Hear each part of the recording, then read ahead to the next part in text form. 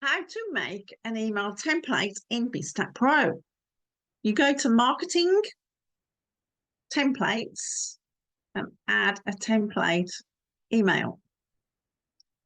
Then I thought I'd just show you how to do this. I've made the sequence here. I'm going to, so you get your subject line. And then you add it in here. But this is number 3, Bizstackpro in the sequence. I've got 10. Okay, then you copy the text.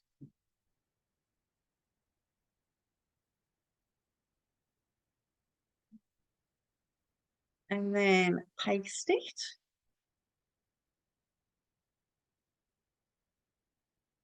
And I'm going to show you how to customize the first name and the last name soon.